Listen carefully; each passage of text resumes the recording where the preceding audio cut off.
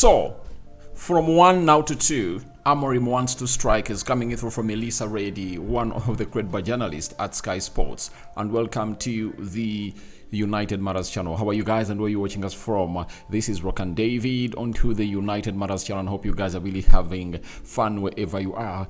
United is not scoring goals and looks like they are trying to obviously diagonalize what we call the cause of all this, and maybe they are coming to a resolution that it might be what we call a centre forward that is really missing in action for the club of Manchester United to obviously get in and really create goals. Smash the like button, comment and share, and let's see ourselves subscribe to this channel such that we hit 21,000 subscribers in here. Ruben Amorim is the lad that we are talking about in here onto the United Matters channel. And I tell you what, nothing is obviously gonna stop us from obviously discussing these stories in here, because you people have subscribed to this channel and really want the best of the best in here. So let's obviously get it from Sky Sports Direct, as Melissa Reddy has told us the following: that Manchester United ideally want to sign 2 strikers this summer. Now, I've always gone in for this, especially if at all we are to pay cash for those 2. But if there is a way we can get in a striker as a free agent, for example, you can talk about Calvert-Lewin. One is going to be a free agent in the summer. You can talk about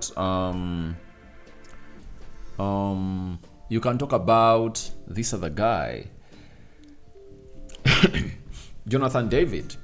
It will work out well, and I think if we get into that, means Man United will have to obviously offload Rasmus Højlund, because he might not be in the good books with the manager of Manchester United. That is Rasmus Højlund for you. So Manchester United is really looking in for 2 strikers, but who are on the list?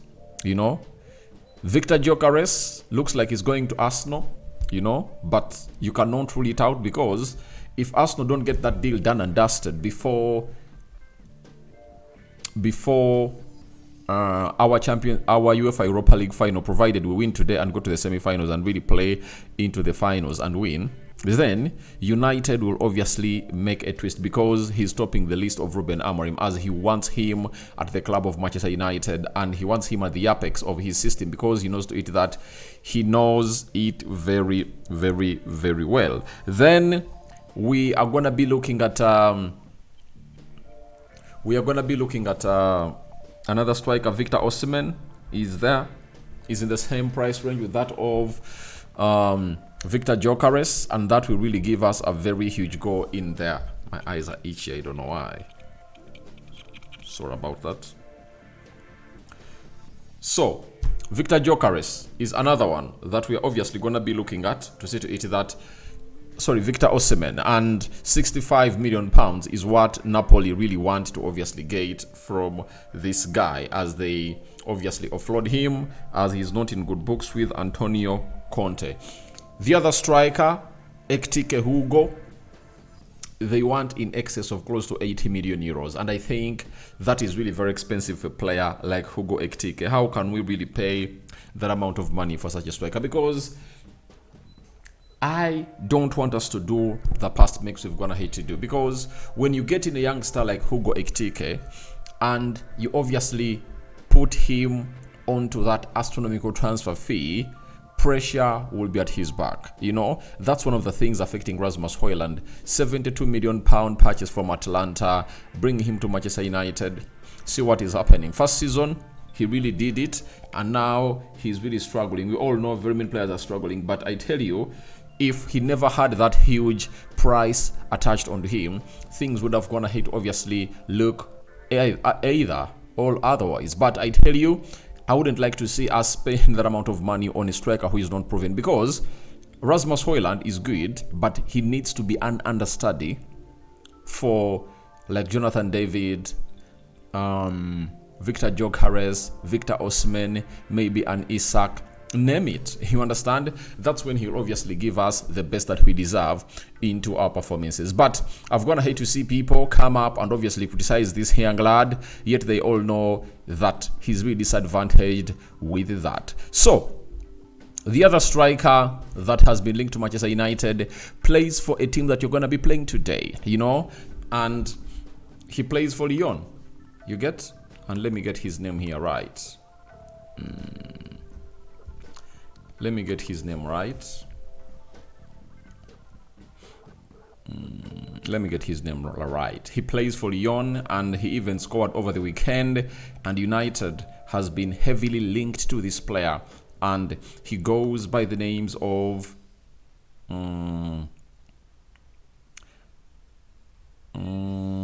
what's his name? Ryan Cherki, you know. But here...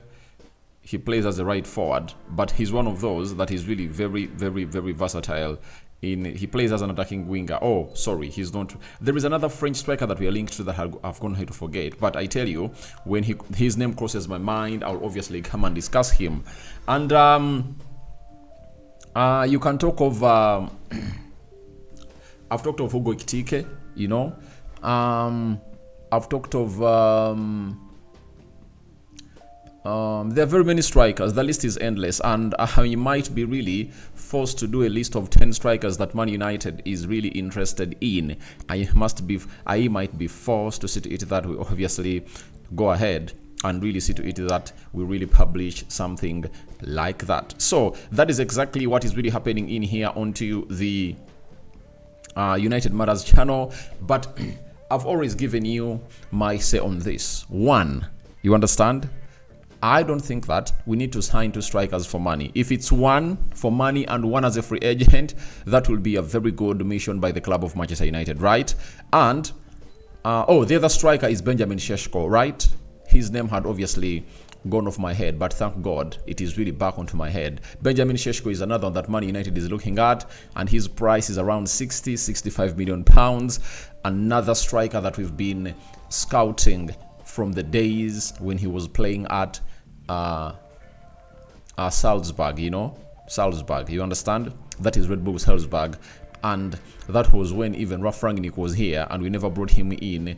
Erik ten Hag wanted him, he never came in through. So that is exactly what Man United really went ahead to obviously scout. So we are really keeping an eye on very many, and I know a lot will obviously come into action for the club of Manchester United as we will be looking through to see who is who and who obviously won. But we are having other positions that are that really need reinforcement. For example, that midfield, you know, we need to get in a strike. We need to get in 2 midfielders, you know. One who is really having an attack-minded mind, and the other one who is really defensive-minded, you know, to partner with Ugarte. Or even when Ugarte gets an injury, he can obviously partner with either Bruno Fernandes, Mason Mount, Kobe Main, you name it, or Toby Collier. And even if this new one we've gone ahead to bring in through gets injured, we also do the needful. And targets, and they've been we've pointed at many, you know. I've gone ahead to see United point at United have pointed at Ederson at Atlanta, you understand, and some other midfielders in the French League One. So we are waiting to see what exactly will happen. But Melissa Reid is telling us that Ruben Amorim is really into huge interest of bringing in 2 strikers. But will the finances really enable him to do that? Because even when we qualify for the Champions League, it will only help us. You get? It will only help us to really be an attractive flower for the bees to come and really see pollination take place. But will we have the funds? You know, that is the most important bit of it all. And we are waiting to see what will happen in there for you. Rokan David is my name. I call upon for your reactions into the comment section below. Do you think United should obviously go ahead and obviously bring in 2 strikers? That's really a very huge question that I'm waiting for your response in here onto our channel. So guys, thank you very much for watching through. Rokan David is here, and we're obviously going to be returning with the match day live in here. United taking on Lyon. Lineups out in like 30 minutes from now. You're obviously going to witness me do a match day live, and then the match reaction will follow thereafter, then player ratings and so on and so forth onto this beautiful channel of ours. We have to win today to keep our chances of playing the Champions League next season alive. Because if we don't win today, that means we won't really see ourselves into Europe next season. Bye-bye.